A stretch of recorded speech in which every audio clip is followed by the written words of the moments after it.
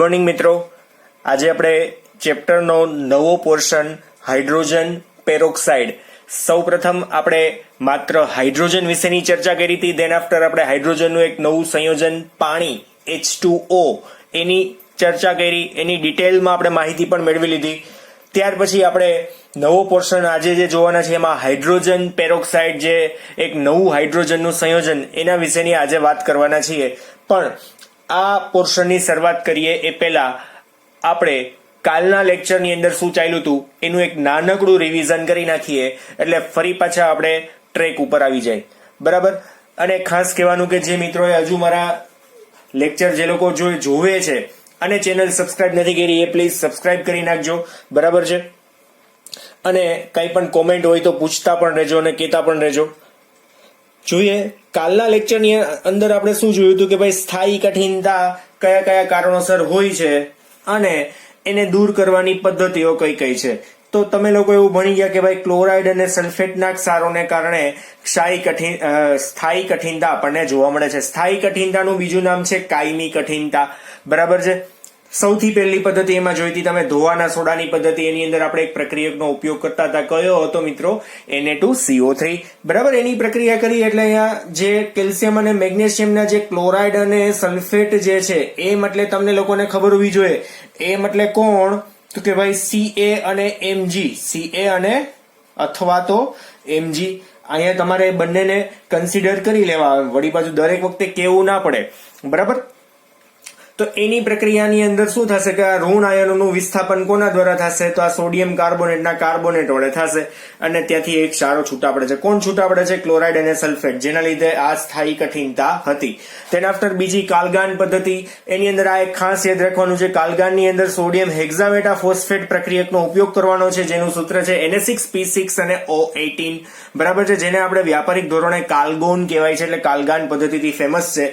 એની અંદર જે સોડિયમના આયનો છે એનું વિસ્થાપન આપણી મેટલ વડે થશે અને મેટલ વડે થાય તો આપણે દ્રાવણમાંથી ધન આયનો છૂટા પાડી શકીએ એવું કહી શકીએ. કયા ધન આયનો? કેલ્શિયમ અને મેગ્નેશિયમના આયનો જે છે એને પણ આપણે છૂટા પાડી શકીએ છીએ કાલ્ગાન પદ્ધતિથી. બરાબર. અહીંયા M2+ મેં લખેલું હતું. દેન આફ્ટર આપણે જોયું હતું આયન વિનિમય પદ્ધતિ. એની અંદર ઝિયોલાઇટ અથવા તો પરમ્યુટેટ. બરાબર છે. ઝિયોલાઇટ અથવા તો પરમ્યુટેટ પદ્ધતિથી પણ આપણે ઓળખીએ છીએ, જેનું ટૂંકમાં એક રાસાયણિક સૂત્ર શું હતું? NaAlSiO4. સોડિયમ એલ્યુમિનિયમ સિલિકેટ ઝિયોલાઇટનું જે બંધારણ છે એની અંદર છિદ્રોની અંદર સોડિયમના પરમાણુઓ રહેલા હોય છે. બરાબર છે. અને આપણે ટૂંકમાં એને Z કરી નાખ્યું હતું, AlSiO4 ને Z કીધું હતું. અને એની ઉપર જો આ કઠિન પાણી આપણે એડ કરીએ, જે સ્થાયી કઠિનતા વાળું જે પાણી છે એડ કરીએ, તો એની અંદર શું થાય કે ભાઈ સોડિયમના આયનનું વિસ્થાપન છે કેલ્શિયમ મેગ્નેશિયમના આયન વડે થઈ જતું હતું. ધેટ્સ વાય આપણે જે પાણીની અંદર કેલ્શિયમ મેગ્નેશિયમના આયનને લીધે કઠિનતા છે એ આપણે દૂર કરી શકીએ છીએ. બરાબર છે. ત્યાર પછીની વાત હતી લાસ્ટ વન, સંશ્લેષિત રેઝિન પદ્ધતિ. મોસ્ટ IMP 3 માર્કની અંદર અલગથી પણ પૂછાઈ શકે છે. બરાબર. તો એની અંદર સંશ્લેષિત રેઝિનની અંદર ધન આયન વિનિમય પદ્ધતિ અને ઋણ આયન વિનિમય પદ્ધતિ, બે વિનિમય પદ્ધતિઓ છે. ધન આયનની અંદર વિનિમય પદ્ધતિમાં રેઝિનની પ્રક્રિયા આપણે NaCl સાથે કરવાની છે, એટલે કે રેઝિન તરીકે RCH, COOH અથવા તો RSO3H. આ તમારી ટેક્સ્ટ બુકમાં નથી, મેં તમને અલગથી કરાવ્યું હતું. બરાબર છે. બંનેની અંદર H+ નું વિસ્થાપન કોના વડે થાય છે? તો અહીંના સોડિયમ ધાતુ વડે થાય છે. બરાબર છે. સોડિયમ મેટલ વડે, એટલે RCOONA, RSO3Na. ટૂંકમાં એને આવી ગયો. આગળની બંને પદ્ધતિમાં તમે જોયું હતું કે સોડિયમનું વિસ્થાપન કેલ્શિયમ અને મેગ્નેશિયમ કરે છે. સેમ એઝ આની અંદર પણ હવે આપણી પાસે જો આ રેઝિન બની જાય છે તો એનું વિસ્થાપન કેલ્શિયમ અને મેગ્નેશિયમ વડે આપણે કરી શકશું. બરાબર છે. પણ અહીંયા તમે જોવો છો કે આ H+ છેલ્લે છૂટો પડે છે, એટલે દ્રાવણ પરિણામી કેવું મળી જાય છે મિત્રો? અહીંયા એસિડિક દ્રાવણ મળે છે. મેં તમને પહેલા સમજાવ્યું હતું કાલના લેક્ચરની અંદર. બરાબર. તો એસિડિક દ્રાવણ બને છે તો એની પ્રક્રિયા હવે ટૂંકમાં અહીંયા જે આપણી પાસે રેઝિન હતો એની પ્રક્રિયા આની સાથે કરીએ, એટલે કે મેટલ સાથે કરીએ તો શું થાય? મેટલના કણો જે છે એ સોડિયમના સ્થાને ત્યાં વિસ્થાપન થઈને ગોઠવાઈ જાય. વિસ્થાપન એટલે શું? કે આ ભાઈ અહીંથી છૂટો પડે, એ જગ્યાએ કોઈક બીજું આવી જાય. બરાબર છે. આ સિમ્પલ છે કે ભાઈ 3 છોકરાઓની એક બેન્ચ છે, એમાં એક નવો છોકરો આવે છે તો આ એક પેલો છે ને એ નીકળી જાય, ત્યાં વળી પાછો એક બીજો એક આવી જાય. બરાબર છે. તો એને આપણે શું કહી શકું? વિસ્થાપન કહેવાય. જગ્યા ખાલી રહેવી જોઈએ નહીં. બરાબર છે. અહીંયાથી આ નીકળી જાય અને અહીંયા બીજો એક આવી જાય તો જગ્યા ખાલી નથી રહી. 3 ફિટ જ છે, કમ્પ્લીટ ભરાયેલી છે. બરાબર છે. તો આપણે એમ કહી શકશું કે ત્યાં વિસ્થાપન થયું છે. તો અહીંયા પણ શું થયું, સોડિયમ નીકળી ગયો, મેગ્નેશિયમ ત્યાં કાં તો કેલ્શિયમ ત્યાં આવી જાય છે, કાં તો એમ ટોટલ આપણે ફાઇનલી કહીએ તો એમ આવી જાય છે. તો એ વિસ્થાપન પ્રક્રિયા થઈ જાય છે અને પાણી નરમ બની જાય છે. અને ફાઇનલી રેઝિનની અંદર એક બીજી પદ્ધતિથી ઋણાયન વિનિમય, એની અંદર એક રેઝિન બનાવવાનો તો NH2 RNH2 ની પ્રક્રિયા કોની સાથે, પાણી સાથે કરી એટલે RNH3OH, અને એની આ X- અથવા તો સલ્ફેટ સાથે પ્રક્રિયા કરીએ એટલે આપણને શું મળશે, ફાઇનલી પાણીની અંદર ઋણ આયનો ટૂંકમાં ત્યાંથી છૂટા પડી જાય છે. કયા કયા, હેલાઇડ અને સલ્ફેટના આયનો. બરાબર છે. એના માટે મેં આ સલ્ફેટના આયન વાળી એક રિએક્શન તમને લોકોને એક્ઝામ્પલ તરીકે આપી હતી કે ભાઈ 2 મોલ તમે લ્યો તો કેમ કે સલ્ફેટની સંયોજકતા 2 છે એવી વાત થઈ હતી કાલે. બરાબર છે. અને બીજી વાત કે ભાઈ ઋણ આયન વિનિમયની અંદર OH- છૂટો પડે છે, ધન આયન વિનિમયની અંદર શરૂઆતમાં જ મેં તમને કીધું કે H+ છૂટો પડે છે, જેને લીધે પાણી એસિડિક બને છે. તો બંનેની અંદર જે H+ અને OH- છે ને બંને આયનોને ભેગા કરીને શું બનાવી નાખે છે, પાણી બનાવે છે. જે ને લીધે આપણને જે પાણી મળે છે એ તટસ્થ અને નરમ પાણી છેલ્લે ફાઇનલી મળે છે. બરાબર. કાર્યક્ષમ બનાવવા માટેની વાત અહીંયા આપેલી હતી, તમે લોકો સમજો છો. હવે આજે જે જોવાનું છે એ હાઇડ્રોજન પેરોક્સાઇડ H2O2. બરાબર. હવે તમને લોકોને જો રિવિઝનની અંદર કંટાળો આવતો હોય તો મિત્રો કોમેન્ટ કરીને કહી દેજો, તો આપણે નેક્સ્ટ લેક્ચરથી રિવિઝન પણ કદાચ એવું હોય તો બંધ કરી દેશું. અને જો મજા આવતી હોય તો આપણે કન્ટિન્યુ રાખશું એવી પણ કોમેન્ટ કરજો કે સર એઝ ઇટ ઇઝ આપણે રિવિઝન દરેક વખતે લેક્ચર શરૂઆત થાય ને ત્યારે રિવિઝન કરાવજો જ, આવું તમે કહેશો. આવી કન્ટિન્યુ એવું કોમેન્ટમાં તમે લખી નાખજો, sir as it is continue રાખજો, એવું ખાલી કોમેન્ટમાં લખી નાખવું એટલે મને સમજાઈ જશે કે આપણે જે મેથડથી જઈએ છીએ એ જ મેથડથી રોજ આપણે ભણશું. બરાબર. એટલે તમને લોકોને નાનકડું રિવિઝન કરાવવાનો મિનિંગ એ છે કે આપણે ગાડી ટ્રેક ઉપર આવી જાય, સમય બગાડવાની કોઈ વાત અહીંયા આવતી નથી. બરાબર છે. જોઈએ તો અહીંયા બંધારણ મિત્રો સૌથી પહેલા જોવું જરૂરી છે. બરાબર. H2O2 કઈ રીતના હોય, તો આમ સાદું બંધારણ જો આપણે દોરીએ તો કેવું હોય કે ભાઈ એક હાઇડ્રોજન છે, એક ઓક્સિજન છે, બીજો ઓક્સિજન છે ને હાઇડ્રોજન છે. જો છે ને તમને લોકોને ખ્યાલ છે કે એક ઓક્સિજન છે ને એ 2 બંધથી જોડાય અને એક હાઇડ્રોજન છે ને એ માત્ર એક જ બંધથી જોડાય. એટલે હાઇડ્રોજન જો એક બંધથી જોડાયેલો છે, આ હાઇડ્રોજન એક જ બંધથી છે, પણ બંને ઓક્સિજન જેવું છે ને બંને બાજુ 2 લીટા છે. બરાબર. તો એ દ્વિબંધી જોડાય છે. આ તો આપણે સાદા બંધારણની વાત થઈ. ખરેખરમાં આપણે એક્ઝેક્ટલી જો આનું બંધારણ જો જોઈએ ને તો કેવું બને છે, તો એની અંદર વાત લખીએ તો હાઇડ્રોજન પેરોક્સાઇડ એટલે કે H2O2 એ અસમતલીય એટલે કે આમ 3D ની અંદર સમતલમાં નથી, એવું અસમતલીય. સમતલીય બંધારણ કેવા હોય, 2D માં જોઈ શકાય, ઓલા 3D માં હોય. હવે 3D ને 2D નો ગેપ તો તમને લોકોને ખ્યાલ છે ને, તમે લોકો એવો જોયા હોય, ઓલા ખબર ચશ્મા પહેરીને મૂવી જોવો તો એ 3D માં દેખાય તમને. બરાબર છે. આપણી આંખ છે એ તો કયું ડી જોવે છે ને એ તો આપણને નથી ખબર. બધી જ વસ્તુ આમ એક્ઝેક્ટલી ચોખ્ખી જોઈએ છીએ આપણે. હવે એ અસમતલીય બંધારણ ધરાવે છે. એટલે કેવું હશે એ હમણાં જોઈએ. બંધારણ ધરાવે છે. બરાબર. અને વાયુ અને ઘન અવસ્થા બંનેની અંદર એના બંધારણો કંઈક જુદા જુદા હોય છે. તો આપણે અહીંયા એ પણ લખી નાખીએ, વાયુ અને ઘન અવસ્થામાં તેના બંધારણો કેવા હોય છે, જુદા જુદા હોય છે. હોય છે. બરાબર. તો કેવા હોય છે તો એને આપણે ડ્રો કરીએ એક્ઝેક્ટલી H2O2 માટે. તો ખાસ અહીંયા ધ્યાન આપજો, તમે ટેક્સ્ટ બુકમાં તમારી પાસે દોરેલા તો છે જ. બરાબર છે. પણ એક આમાં થોડોક ચેન્જીસ હું કરીશ જે આપણે સમજવાનો છે એ ખાસ જોજો. અહીંયા ધ્યાન આપજો. જો H, બરાબર, પછી અહીંયા O, પછી અહીંયા O અને પછી શું આવશે આ બાજુ H. બરાબર છે.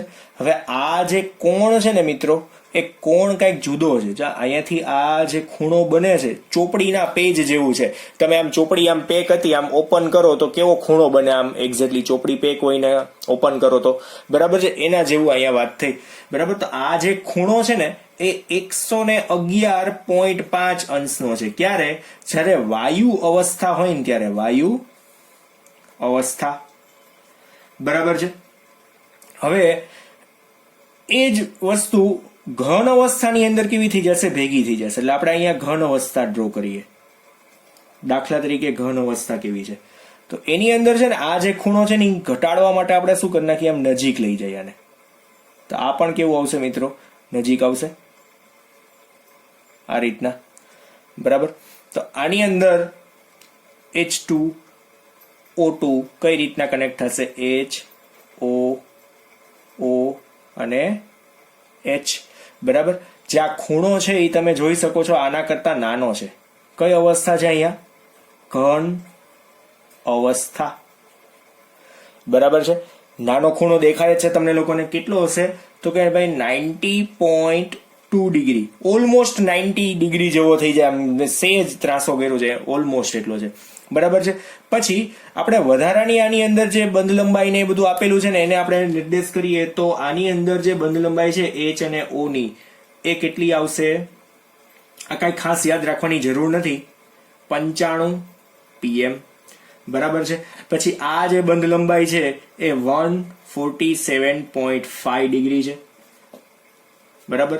પછી આ જે બંધ કોણ છે, આ બંધ કોણ છે એ કેટલો છે, 94.8 ડિગ્રી. હમણાં જે યાદ રાખવાનું છે હું તમને કહી દઈશ. બરાબર, એટલે મૂંઝાતા નહીં. આ બંધ કોણ કેટલો હશે, 101.9 ડિગ્રી. બરાબર છે. ત્યાર પછી આ બંધ લંબાઈ કેટલી, તો 145.8 pm. અને આ જે બંધ લંબાઈ છે એ કેટલી આવશે, 98.8. બરાબર છે. એટલે આ OH અને આ OH બંનેની બંધ લંબાઈ એક જ સરખી હોય. પછી અહીંયા મેં આ OH ની 95 આપી છે તો અહીંયા પણ OH ની 95 જ હોય. બરાબર છે. એટલે ખાસ ઘન અવસ્થા અને વાયુ અવસ્થાની અંદર આ બંધારણો તમારે ખાસ જોવાના છે. આ થોડુંક બુકનું પાનું આમ વધારે ખુલ્લું હોય એવું લાગશે, આમાં શું આવશે, એક્ઝેક્ટલી 90 ડિગ્રી ઉપર ટર્ન ઉપર ખુલ્લું છે એવું તમને લાગી શકે. બરાબર છે. પણ બંધારણ આ પ્રકારના છે. અને જો યાદ રહે તો ઠીક છે, યાદ રાખશો, MCQ ની અંદર કામ આવશે.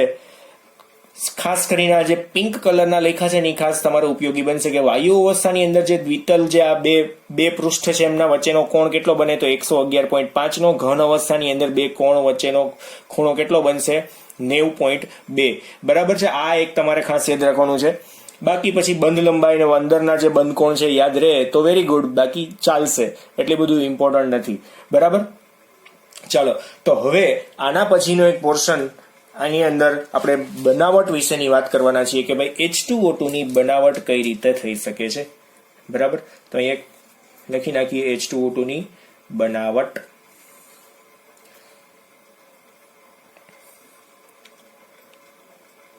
હરખું દેખાતું નથી, H2O2 ની બનાવટ. બરાબર. તો એ બનાવટની અંદર કઈ વાત આવશે, સૌથી પહેલું ટોટલ 3 પ્રકારે મિત્રો બનાવટ થવાની છે. તો સૌથી પહેલી આપણે બનાવટ કરીએ એની અંદર. આ બનાવટ વાળો પોર્શન છે ને મિત્રો 3 માર્કની અંદર પૂછાઈ શકે. 3 માર્ક્સ, અધરવાઇઝ 2, અધરવાઇઝ MCQ. બરાબર છે, કોઈ પણ ની અંદર. તો આ કઈ રીતના પ્રક્રિયા થઈ છે એ ખાસ જોઈએ. બેરિયમ હાઇડ્રોક્સાઇડની એસિડિક માધ્યમમાં પ્રક્રિયા કરવાની છે. બેરિયમ હાઇડ્રોક્સાઇડની એસિડિક માધ્યમમાં પ્રક્રિયા. તો અહીંયા આપણે હેડિંગ આપી દેશું એક, barium hydroxide barium peroxide BaO2 into 8H2O ને શું કહેશું, બેરિયમ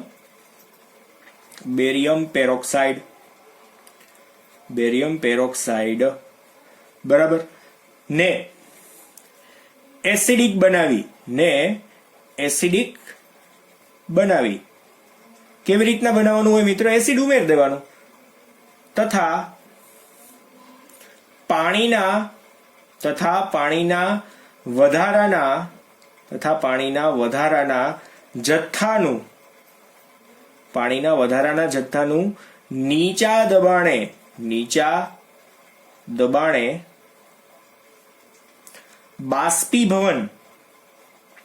બાષ્પીભવન કરી H2O2 મેળવી શકાય. જો અહીંયા કેવી રીતના પ્રક્રિયા થઈ છે એ આપણે ખાસ લખીએ એટલે તમને વધારે સમજાશે કેવી રીતના છે. દાખલા તરીકે આપણી પાસે BaO2 છે. હવે BaO2 નું બંધારણ છે ને મિત્રો કંઈક આ પ્રકારનું હોય. BaO2 હવે એની સાથે કોણ છે મિત્રો, અહીંયા ઇન્ટુ 8H2O જે પાણીના અણુ આની સાથે જોડાયેલા છે, વત્તા આપણે શું એડ કરીએ છીએ, H2SO4, બરાબર છે, H2SO4 એડ કરીએ છીએ.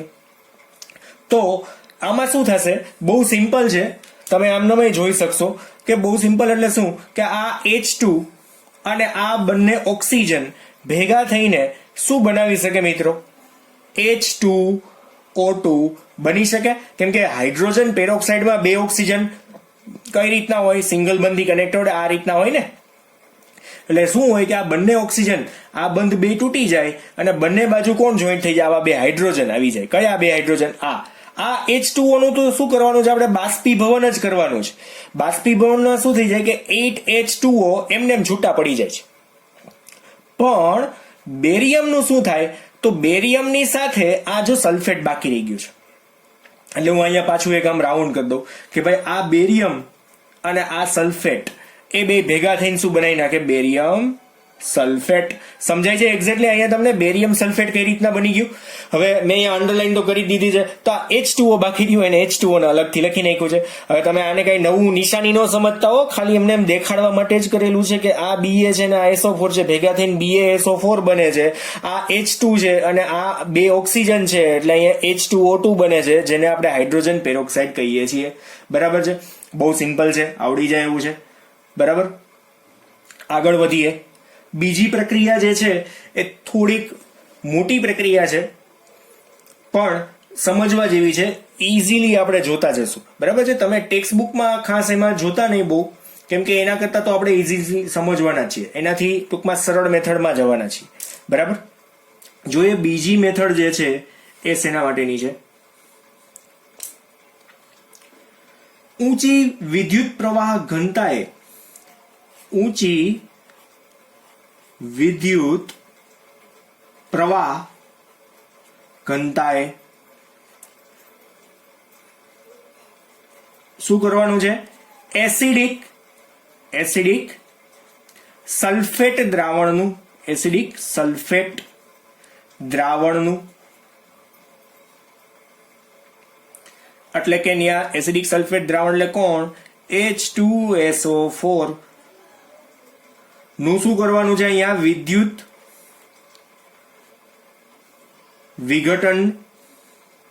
વિઘટનીય ઓક્સિડેશન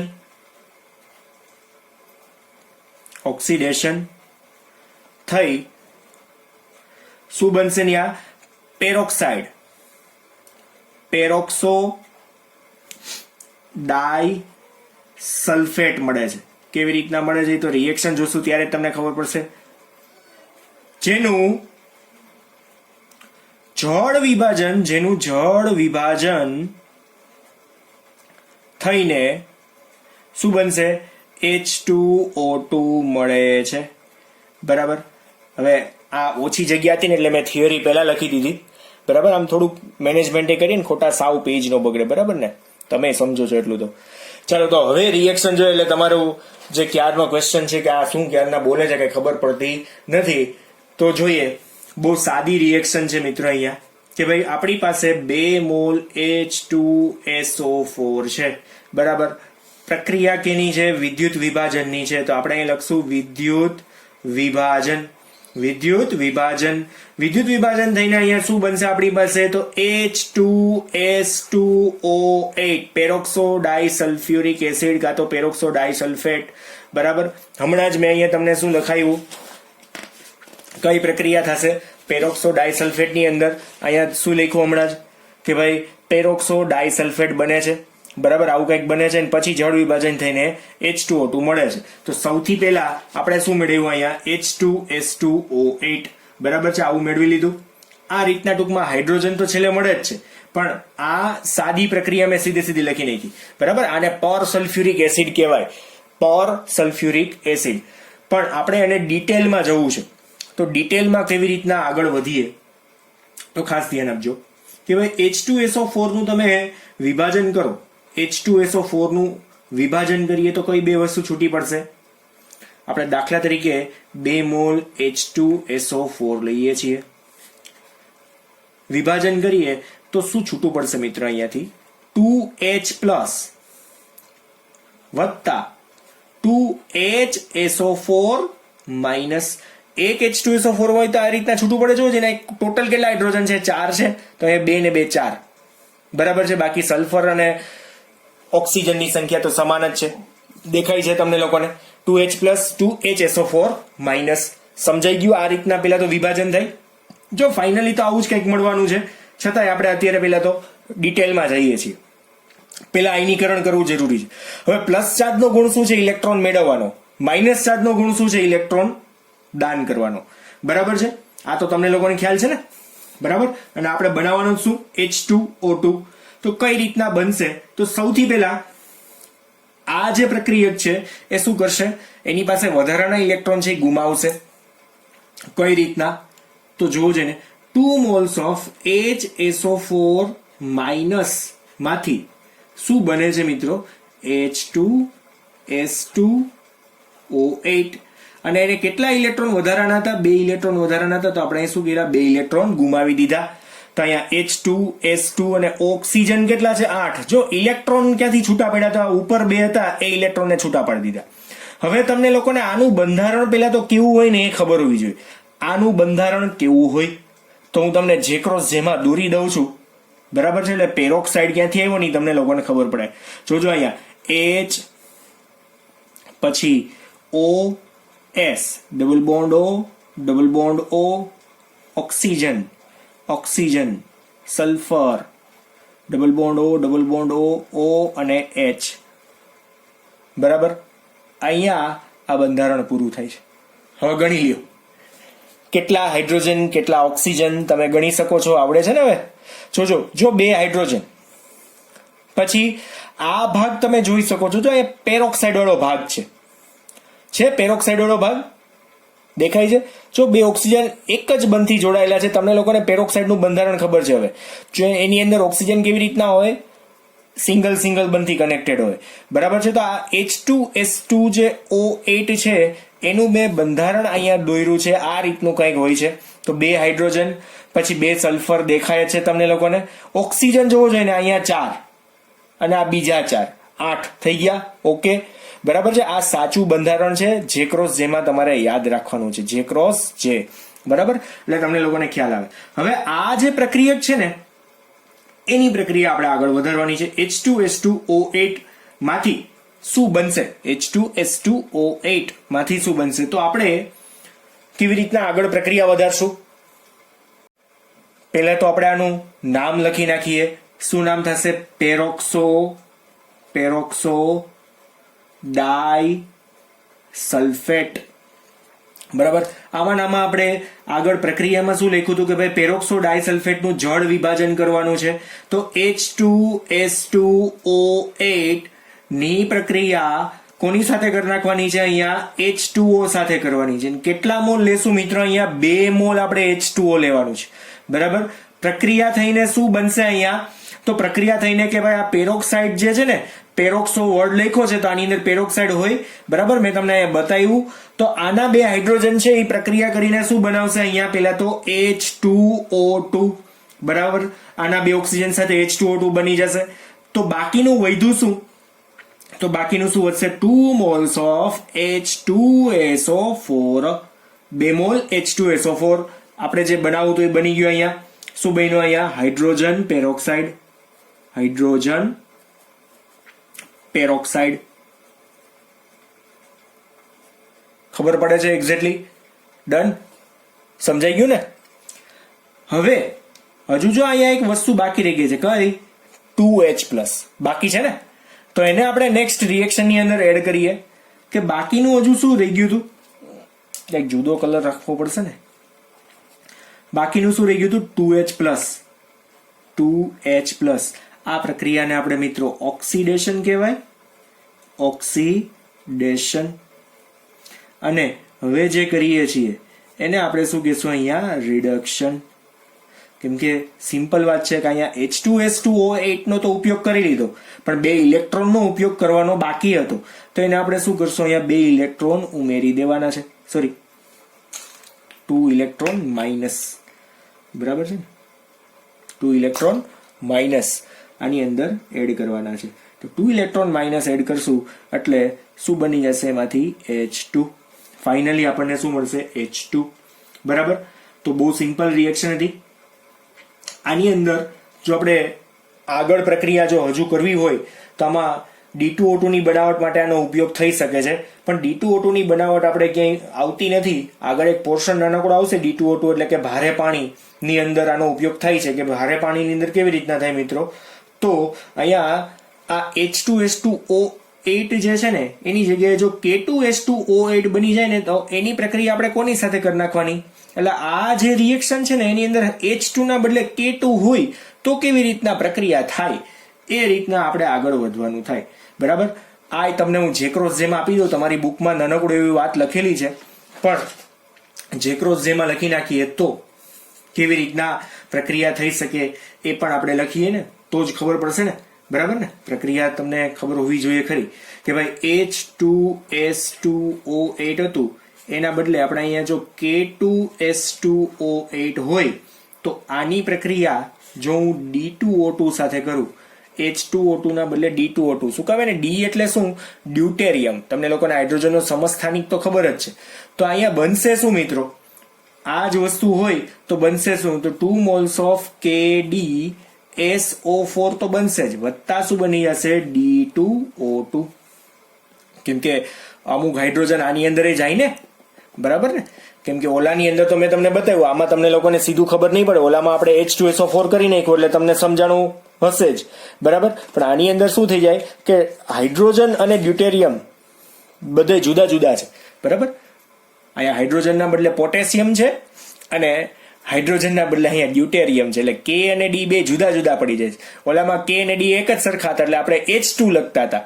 બરાબર છે. આની જગ્યાએ આપણે શું લખતા હતા H2, અને અહીંયા D2 ના બદલે H2 જ હતું.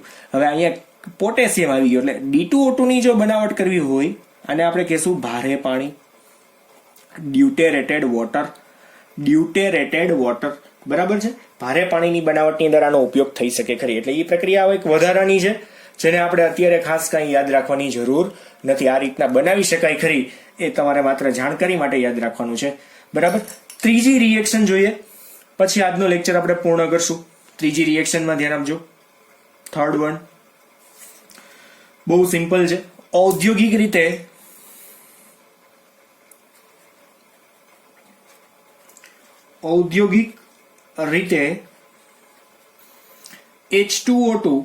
H2O2 શેમાંથી બનશે, 2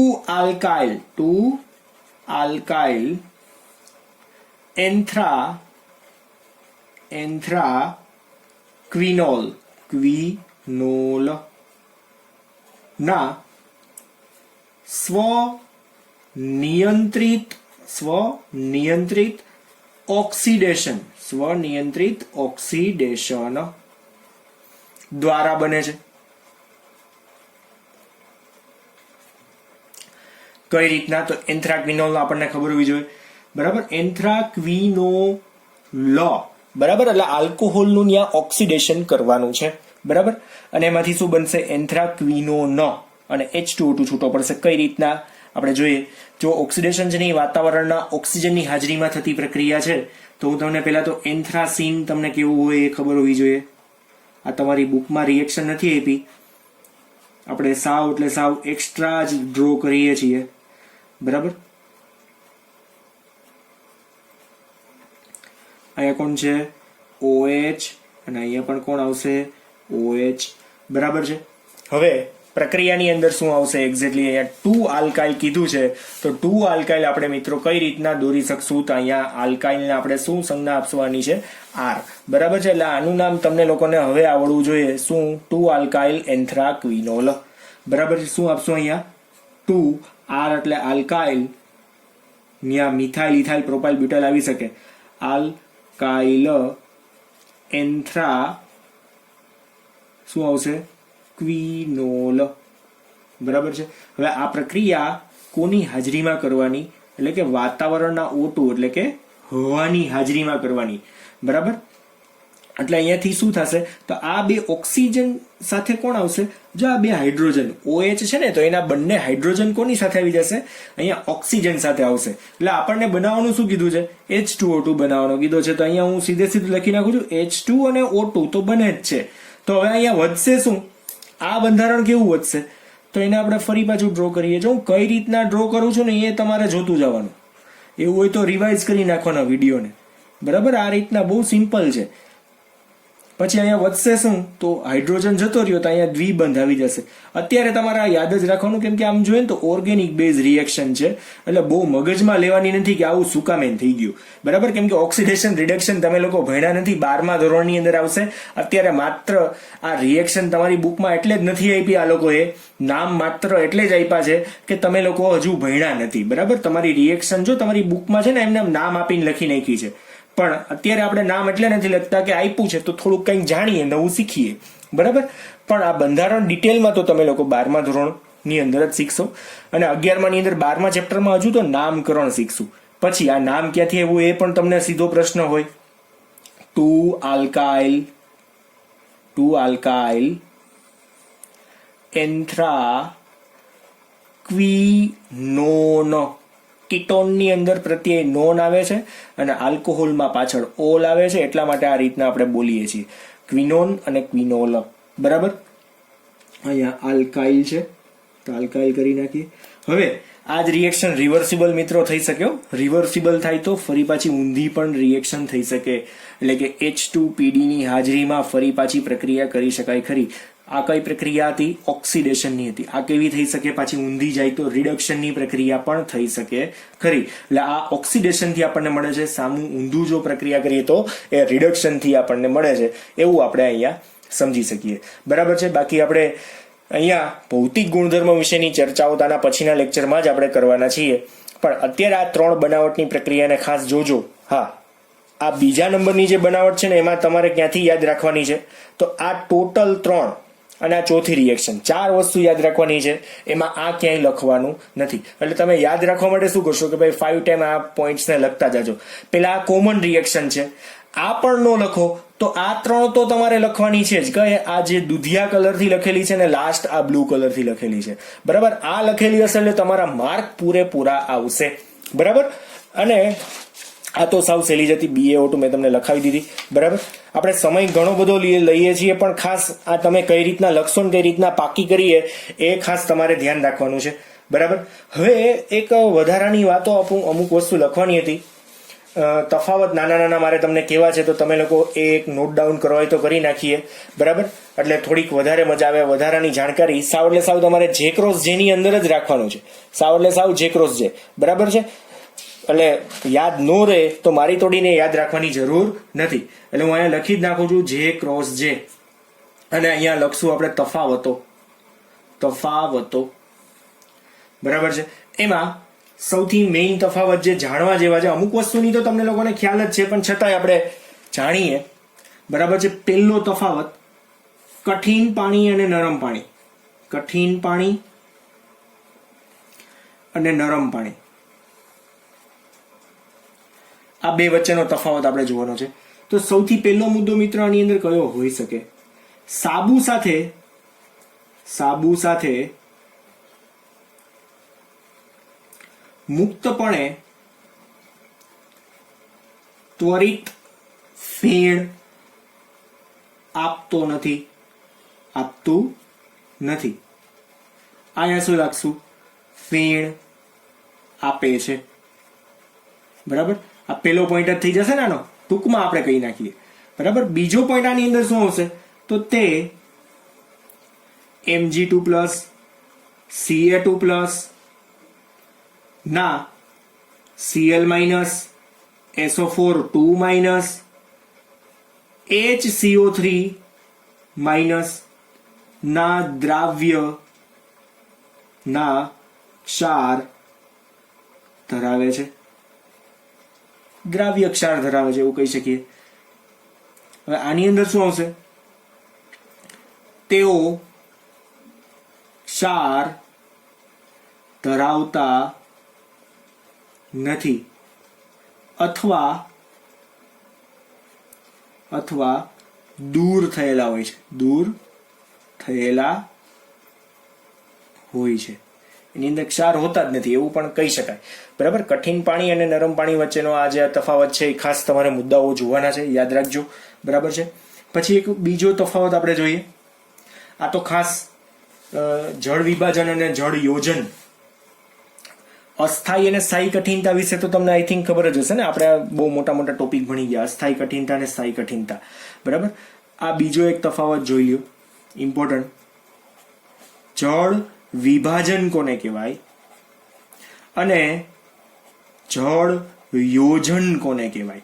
બરાબર. આ તફાવત તો ખાસ જોવા જેવા છે અને તમને ઘણા બધા પોઈન્ટ આમાંથી જાણવા મળે એવા પણ છે. તો આની અંદર પહેલો પોઈન્ટ જોવો જોઈએ, ક્ષાર કે સંયોજનના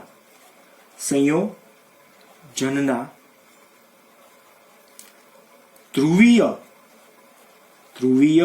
બંધ દ્વારા પાણીના બંધ સાથેની પ્રક્રિયા થવાથી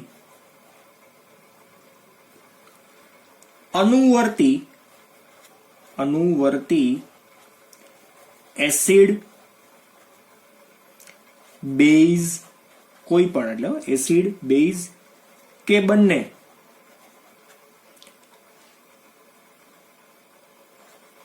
બની શકે છે.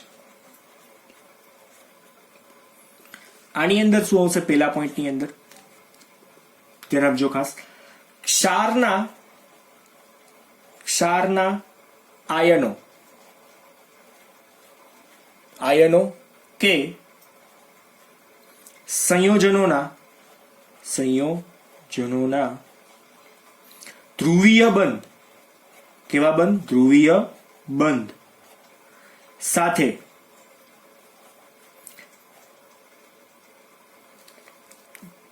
જોડાવાની અથવા ધ્રુવીય બંધ સાથે જોડાવાની અથવા સ્ફટિક રચના સ્ફટિક રચનામાં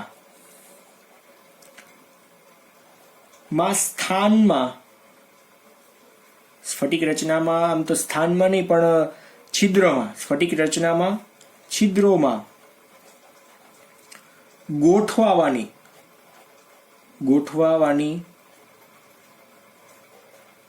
પ્રક્રિયા છે. બરાબર. કઈ પ્રક્રિયા છે તો એ વિથ એક્ઝામ્પલ આપણે જો જોઈએ ને તો દાખલા તરીકે આપણી પાસે કોઈ એક પ્રક્રિયક છે Ca3N2 ની પ્રક્રિયા આપણે 6 મોલ H2O સાથે કરીએ છીએ. તો આની અંદર શું થાય કે કંઈક એક રિએક્શન થઈ જશે, એટલે કે બનશે 3 મોલ CaOH ટ્વાઇસ અને ટૂંકમાં પાણી સાથેની આખી પ્રક્રિયા થઈ જાય. પાણી એની અંદર કંઈક નવી રીતના બંધ બનાવીને જોડાઈ જશે. બરાબર છે. આની અંદર કંઈક આવું થશે. આ આપણે 2 નંબર અને આપી દઈએ. બરાબર. આની અંદર 2 નંબરનું એક્ઝામ્પલમાં જોજો તમે કે ભાઈ પાણીના અણુ છે ને વચ્ચે ખાલી ગોઠવાઈ જશે, કોઈ જ પ્રકારની રિએક્શન નહીં કરે. દાખલા તરીકે NiCl2 છે ની પ્રક્રિયા 6 મોલ H2O સાથે થાય છે. તો આની અંદર શું બનશે મિત્રો? જો આખું એક બંધારણ NiH2O 6 ટાઈમ છે અને Cl2. બરાબર. અને Cl2 આવું કંઈક બને છે. આ સાવ એટલે સાવ વધારાના પોઈન્ટ છે તફાવતના. જો યાદ રહે તો ઠીક છે, અધરવાઇઝ જાણકારી માટેના જ છે. બરાબર છે. ટેક્સ્ટ બુકની અંદર આ વાત તો તમે ભણી ગયા છો, છતાંય બીજી વાર છે, પણ આ તમારા માટે શબ્દો નવા છે, ખાસ ભણવાની ટ્રાય કરજો. જળ વિભાજનમાં શું થાય કે પાણીના અણુઓ બીજા કોઈ ક્ષાર સાથે શું કરે છે? બંધ બનાવે છે. આની અંદર શું થાય કે ક્ષારની અંદર જે સ્ફટિક રચનામાં વચ્ચે છિદ્રો હોય કાં તો સ્થાન જે ખાલી છે ત્યાં શું થઈ જાય? ખાલી ગોઠવાઈ જાય. એ બંધ સીધા બનાવતો નથી, સવર્ગ બંધ હોય ખાલી અહીંયા. બરાબર. સવર્ગ સહસંયોજક બંધ ચેપ્ટર નંબર 4. આપણે આના પછીનું ચેપ્ટર જો શરૂઆત કરીએ ને ચેપ્ટર નંબર 4 તો એની અંદર આપણે ડિટેલમાં આના વિશેની વાત કરશું જ. બરાબર. તો મિત્રો આજે આપણે અહીંયા સુધી રાખીએ. કાલે આપણે હાઇડ્રોજનના રાસાયણિક ગુણધર્મો વિશેની વાત કરવાના છીએ. ઓકે. આટલી વસ્તુ બહુ વ્યવસ્થિત પ્રિપેર કરજો. બનાવટના પોઈન્ટ જે છે એ 3 માર્કની અંદર પૂછાઈ શકે એવો છે. બરાબર. ઓકે. Thank you.